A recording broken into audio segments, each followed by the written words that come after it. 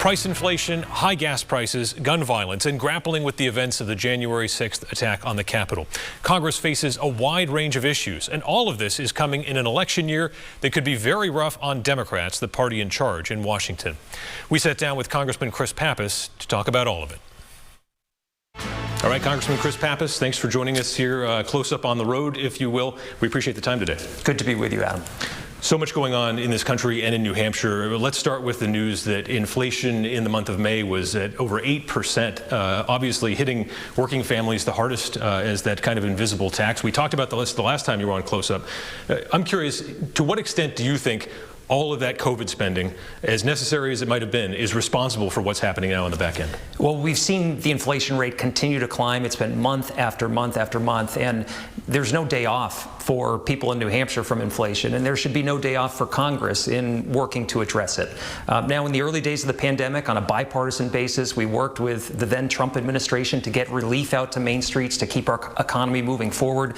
And we've got work to do right now, and we should be doing it on a bipartisan basis to try to alleviate the inflationary pressures that people are seeing at the gas pump, in the grocery store, when they purchase their medicines, and in a variety of aspects of their lives. It's hitting people hard right now. And so we're working to address the issue of gas prices. I've called on the Biden administration. We did it early to release more fuel from the Strategic National Reserve. There's 1 million barrels a day now that has been added to the supply. So that will hopefully make a difference over time. Obviously, we've seen the disruption from the war in Ukraine, which has added about $1.60, $1.75 to gas prices here in New Hampshire since February, on top of already high gas prices. So I'm continuing to call on members of my own party, our leadership, to bring a bill to the floor that would suspend the gas tax to provide some meaningful relief to Granite Staters who are paying far too much right now.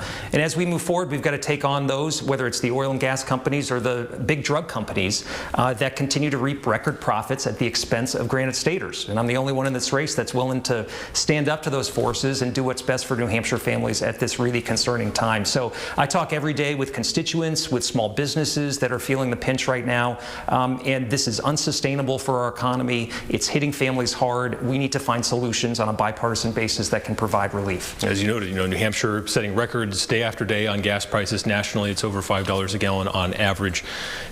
To what extent do you think the Biden administration's energy policy is part of the problem here?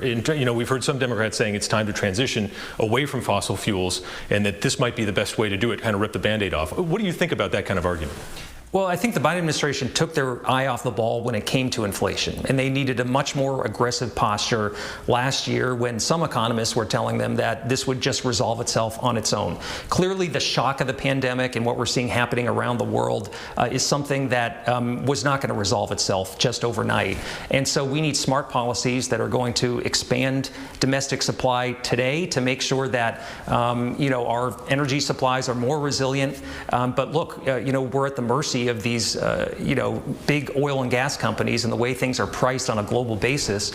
And at the end of the day, we've got to make sure that there's some transparency and accountability to the way things are priced. But as we think about a medium and long-term energy strategy for this country, we need a more resilient energy policy. We need to make sure that we've got cleaner energy sources right here in the United States that are homegrown. We shouldn't be relying on countries like Russia or Saudi Arabia for our energy needs. While we have made a lot of progress in the last 15 or 20 years in getting to energy independence in this country, we know that to achieve true energy independence and decouple ourselves from global fuel prices, we've got to have more homegrown energy here in the United States. So that means increasing production today as well as finding new sources for tomorrow.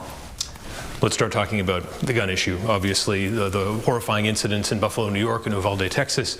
And once again, we see a response on Capitol Hill.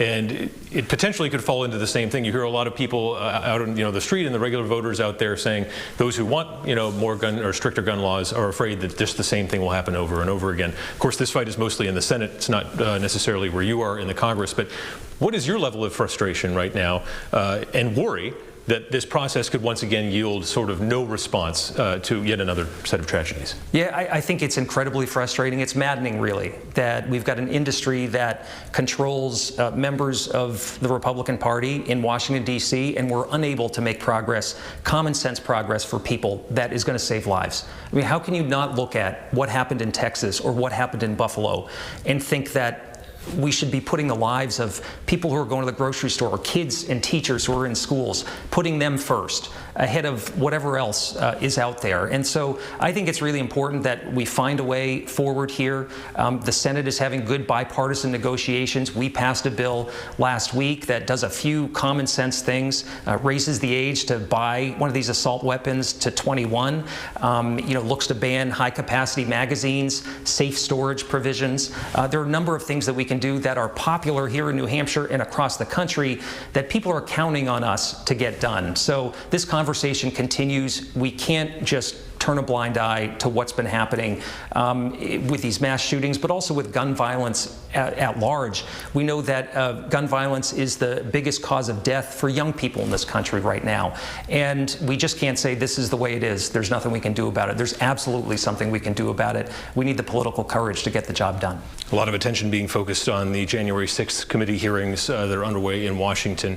When we spoke to you in the aftermath of that attack on the Capitol, we asked directly, if you think that there are members of Congress who might be responsible in some way for aiding or abetting what happened, should they be expelled? We talked about that. Now you know more. Do you think we're heading in that direction where there could be members of Congress who are culpable, essentially, in this attack? Well, it sounds like, based on what I heard in the initial hearing, that there were members of Congress who were looking for pardons in the wake of January 6th. So I think we need to put all the evidence on the table for the American people. What we saw in the first session of the January 6th hearing was incredibly important and compelling. Those images are searing of a violent mob attacking our Capitol, trying to stop the peaceful transfer of power. And along the way, we saw 150 members of law enforcement injured, 5 who died as a result of what happened on January 6th. How can we just move on from that? We got to have a full accounting of it, and we have to make sure it never happens again in this country. And those who were responsible, those who were involved in planning and perpetrating that attack, should be held accountable to the fullest extent of the law. Before we wrap up here, I want to ask you about the race that you're in, which is now, essentially the same district that you had before. That big question mark has been resolved. But your Republican opponents are very focused on border security. And that's obviously not something we've heard a lot from Democrats right now. But to what extent do you think the Biden administration needs to change its policy on the border, in particular, as this is an election issue now? Well, I've been calling for a plan from the Biden administration to address the ongoing concerns on the border, and they have produced a plan, but they need to make sure it's implemented in a way that creates a safe and orderly process for asylum seekers once Title 42 goes away, and to make sure that we have the security we need to keep dangerous substances out of this country. That's why I've been leading the fight in Congress to enact a tough new law on fentanyl analogs to make sure that these deadly substances that the cartels want to bring to our community aren't allowed into the United States. And I've supported efforts to make sure that we have the personnel we need along the southern border, as well as the technology to interdict deadly substances that are coming into this country. So I think the administration needs to continue to sharpen their pencils when it comes to border security and longer term.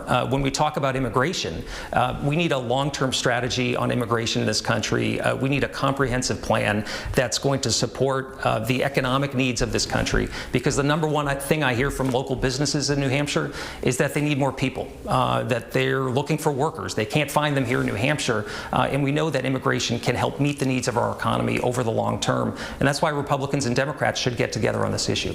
Congressman Pappas, thanks for joining us on Close Up. Thanks for your time.